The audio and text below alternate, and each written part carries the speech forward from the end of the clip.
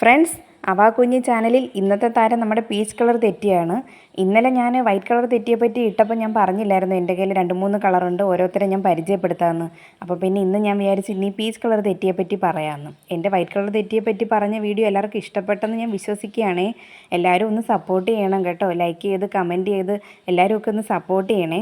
ഇന്നിപ്പോൾ എനിക്ക് ഒരുപാട് ഇഷ്ടമുള്ള ഈ പീച്ച് കളർ തെറ്റിയെ പറ്റി എന്താ ഇത്ര പറയാനുള്ളതെന്ന് വെച്ചാൽ 365 ദിവസം ഇതിൽ നിറച്ച് പൂവും മൊട്ടുമാണ്. എന്നാൽ കാര്യമായ വല്ല വളവും ഞാൻ ചെയ്യുന്നതെന്ന് വെച്ചാൽ സത്യത്തിൽ ഇല്ല. ഇടയ്ക്ക് ശകലം ചാണകപ്പൊടി അതിൻ്റെ അടിയിൽ ഇട്ട് കൊടുക്കും. അതിൻ്റെ അടിയിൽ ഈ ഉരുളൻ കല്ല് പോലത്തെ സാധനം ഇട്ടിട്ടുള്ളതുകൊണ്ട് എനിക്കങ്ങനെ അതിൻ്റെ മുകളിൽ കൂടെ വളം ചെയ്യാൻ പാടാണ്. അപ്പം പറ്റുന്ന സമയത്തൊക്കെ ഞാൻ അതൊക്കെ ഇച്ചിരി ഒന്ന് മാറ്റി ഒരു ശകലം ചാണകപ്പൊടി ഇട്ട് കൊടുക്കത്തേ ഉള്ളൂ. പിന്നെ എന്താണെന്ന് വെച്ചാൽ യഥാർത്ഥത്തിൽ ഈ തെറ്റിക്ക് അത്ര കണ്ട വെയിൽ കൊള്ളുന്നില്ല എന്നുള്ളതാണ് ഒരു സത്യം. എൻ്റെ ഒരു കണിക്കൊന്നയുടെ ചോട്ടിലാണ് ഇവൾ നിൽക്കുന്നത്. അപ്പോഴത്തേക്കും അത്ര നല്ല വെയിലും കൊള്ളുന്നില്ല. പക്ഷേ എന്നാലും 365 ദിവസം ഇതിൽ പൂവാണ്.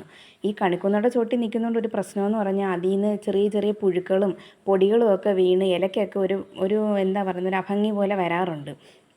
ഞാനെന്ത് ചെയ്യുമെന്ന് വെച്ചാൽ രാവിലെ ഒരു നേരം ഞാൻ നന്നായിട്ട് വെള്ളം കൊടുക്കും. അതിന് ശേഷം വൈകുന്നേരമൊക്കെ ആകുമ്പോഴത്തേക്കും ഞാൻ ഓസ് എടുത്തിട്ട് ചെറുതായിട്ടൊന്ന് ഫുള്ള് നനച്ച് കൊടുക്കും. അല്ലെങ്കിൽ ആ ഇലകളിലെല്ലാം ആ പൊടിയും ഒരുമാതിരി ഇങ്ങനെ പറ്റി പിടിച്ച് നിൽക്കുന്ന പോലെയൊക്കെ എനിക്ക് തോന്നാറുണ്ട്. അതുകൊണ്ട് ഞാൻ ഇതുപോലെ ഞാനൊന്ന് ഫുള്ള് ഇങ്ങനെ ഒന്ന് കുളിപ്പിച്ച് നിർത്തും. വൈകുന്നേരം ആകുമ്പോൾ അവർ നല്ല ഫ്രഷ് ആയിട്ടാണ് നിൽക്കുന്നത്.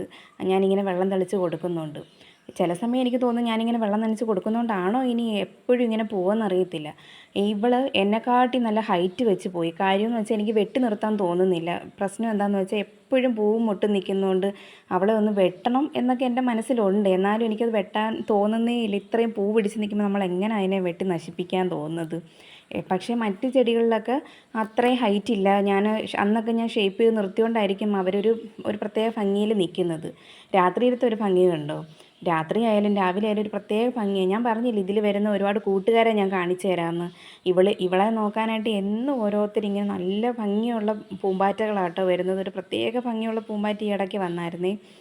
എന്തായാലും അടുത്ത സുന്ദരിയെയും കൊണ്ട് ഞാൻ ഉടനെ വരാം.